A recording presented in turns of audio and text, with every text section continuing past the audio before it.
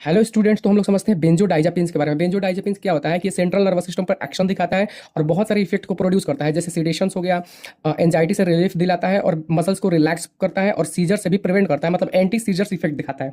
बात करते हैं इसके मैकेनिज्म ऑफ एक्शंस का, तो ये ड्रग गाबा ए क्लोराइड चैनल पर एक्शन दिखाता है। ये जो गाबा ए क्लोराइड चैनल होता है ये हमारे सेंट्रल नर्वस सिस्टम में न्यूरॉन्स पे होता है। न्यूरॉन्स पे एक चैनल होता है जिसको ओपन करता है। ये ड्रग क्या करता है, ओपन कर देता है और क्लोरीन को इनफ्लक्स कर देता है। जितने भी नेगेटिव चार्ज होते हैं क्लोरीन, वो न्यूरॉन्स के अंदर आ जाता है और जब न्यूरॉन्स के अंदर आ जाता है तो ये जो न्यूरॉन्स होता है वो रिलैक्स हो जाता है, मतलब हाइपर पोलराइजेशन होता है, एकदम रिलैक्स स्टेज, जिसमें पेशेंट को सीडेशन महसूस होता है, एकदम आराम महसूस होता है।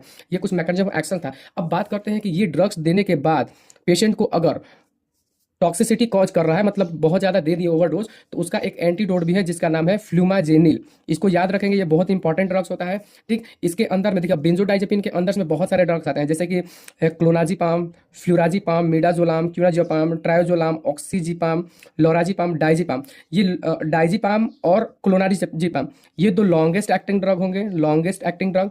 और ये जो ऑक्साजीपाम और लोराजीपाम ये माइल्ड एक्टिंग ड्रग होंगे, मतलब नॉर्मल ड्रग्स होंगे। बात करते हैं इसके एक्शंस, क्लिनिकल यूजेस के बारे में कि कौन कौन से जगह पे इसको देंगे।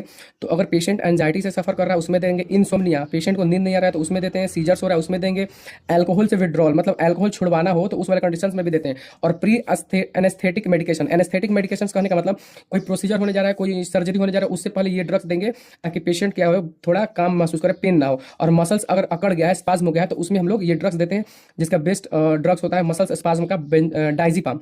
अब बात करते हैं कि अगर ये ड्रग्स अगर लॉन्ग टर्म तक किसी को चल रहा है तो उसको छोड़ने के बाद बहुत सारे विड्रॉल सिम्टम्स देखने को मिलता है। ठीक, तो जिसमें देखने को मिलेगा एंजाइटी, इंसोम्निया, ट्रीमर्स और सीजर्स, ये विड्रॉल सिम्टम्स है।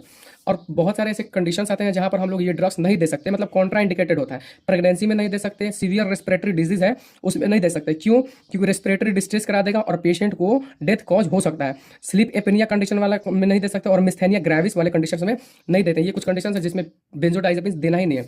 अब एक आपके लिए क्वेश्चन है कि drug of choice status epilepticus, मतलब कि जो सीजर्स आ रहा है और 5 मिनट से ज्यादा सीजर्स आ रहा है तो उसमें ड्रग ऑफ चॉइस कौन सा होगा। आप इसका आंसर कमेंट बॉक्स में देंगे। और ये वीडियो आपको समझ में आया हो तो चैनल को सब्सक्राइब करेंगे, वीडियो को शेयर करेंगे। Thank you.